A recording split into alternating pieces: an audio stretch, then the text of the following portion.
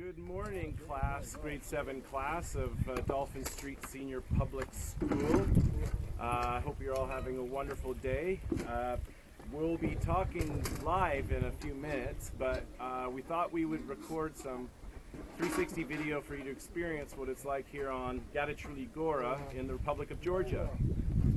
Of course, it's about 7:30 in the morning for us, which means it's late at night for you. We'd love to be able to live stream from the field, but unfortunately you go to school during the day and the time difference makes it a bit difficult. We have a beautiful sunny day here on site. We've had a few days of rain, so this is one of our first days back at site after being away for a while, and I thought that we would give you a chance to see what work is like in the field, and we're going to talk to a few of the people doing some of the work. We have a couple of exciting finds that just came up this morning. So I'm going to ask Nat, who is the square supervisor. Every square, and you can see that this is how we excavate, as we discussed in class. Nat is the square supervisor. She's a graduate student at the University of Toronto, and she's in charge of this trench and the teaching of these two undergraduate students beside us, so Aubrey and Summer. So Nat, tell us, what's happening in your square? What are we looking at? So number one, I'm in charge because I'm holding a clipboard. Very important. So in this square, we have a series of what we think might be houses, and a series of what we think might be storage units and or pits. It's all pretty confusing right now, but Andrew's going to step inside the Neolithic house. So what Andrew's standing inside, we think is a house, kind of from this top occupation layer, the first or the latest, the last group of people to sort of live here. And you kind of see this half circle extends around Andrew and shoots into this hole next to us. So part of that house was excavated last season. Now we're thinking that this might be, as I've said, a house. Next to it, we have what looks like to be another house that's had some renos done.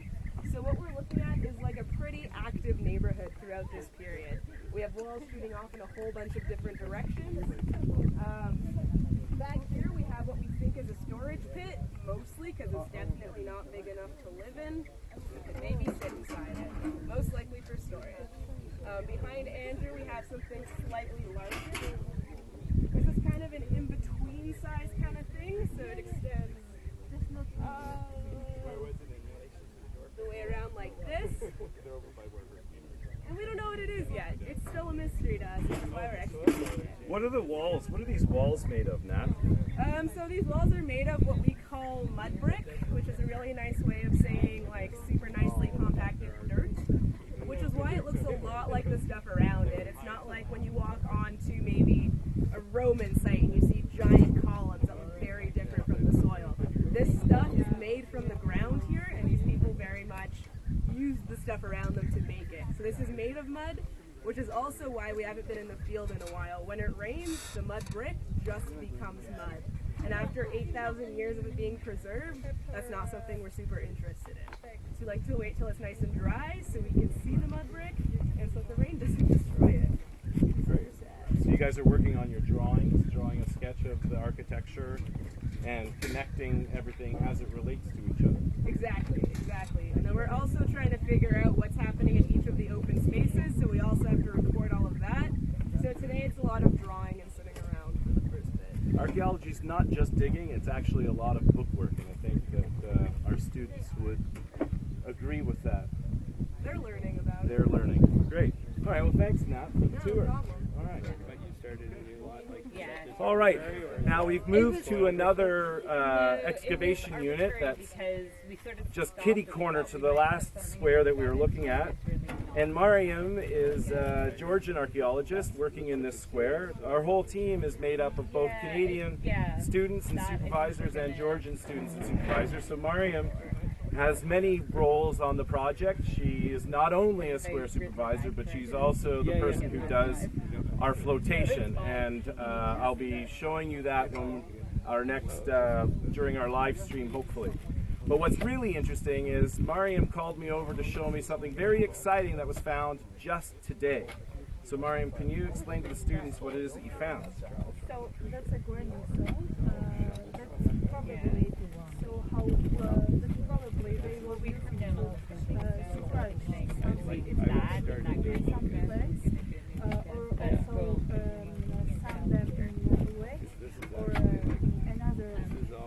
talking about this stone right down here. So can you see it has in the center small hole? So that's probably where they was crashing with another stone, what they were holding in the hand.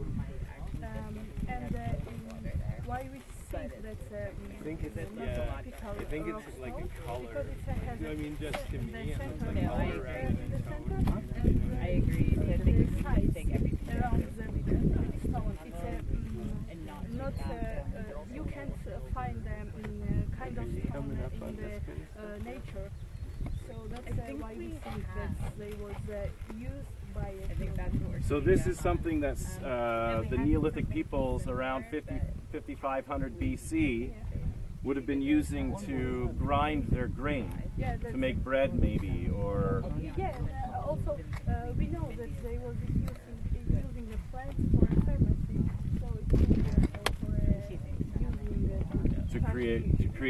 to create medicines. Certain plants have certain medicinal properties. I think they're doing okay in traveling through like that.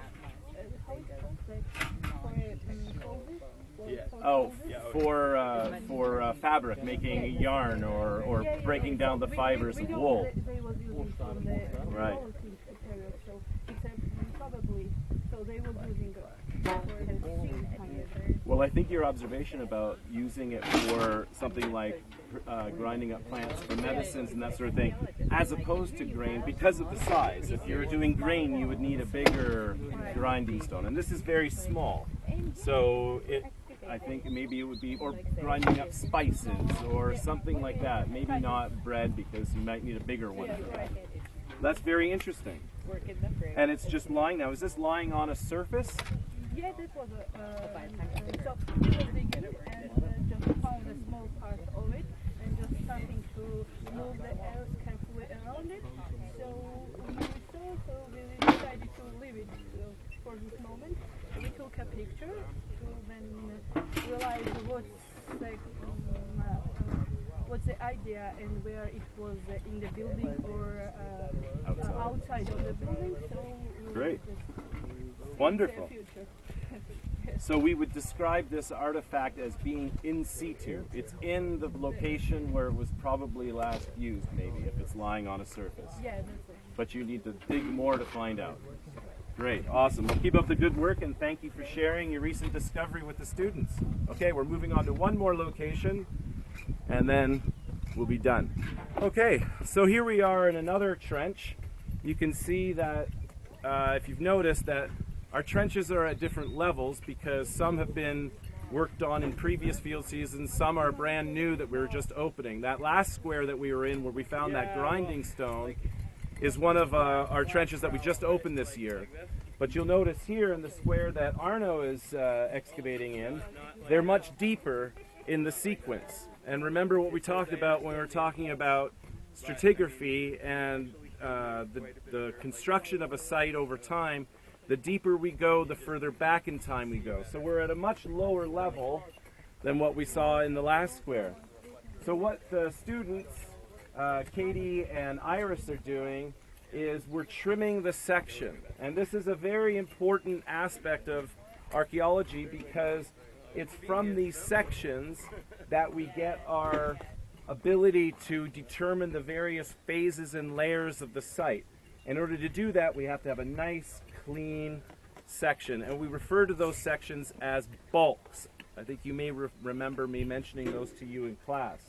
Now, Arno, just give me a brief description as to what is actually happening here and how we got to this point. So last year they excavated all the way down in this trench, and because we left the trench for a year, it's been rained on, and here's a scorpion. Oh, that is awesome. Here, put that on you. Let's see that. Oh, look at this, kids. Look at what Arno just found. He found a scorpion. Really? Yeah, he killed it because we don't like scorpions, but see, lots of crazy things happen on an archaeological site. It's never a dull moment. Oh, poor scorpion. There. Are they poisonous or no? Yeah, it's poisonous. Poisonous, just toss it. Yeah. Yeah. So, it's not only when you're digging do you have to pay attention to the soil they're excavating, but sometimes creepy crawlies can come out. So good eye on you, Arno. You almost got stung, Katie. I won't tell you that. All right, so continue. Sorry. Yeah. So because the bulk has been exposed to the elements for a year, a lot of it's collapsed. You can't see the stratigraphy anymore. So we're trying to straighten it out so that we can see the stratigraphy and also kind of preserve the structural integrity of the wall here, so it doesn't collapse as we dig further down.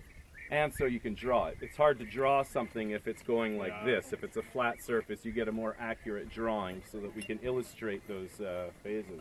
It helps to take measurements as well. Great. You also can't do that. That's right. Excellent.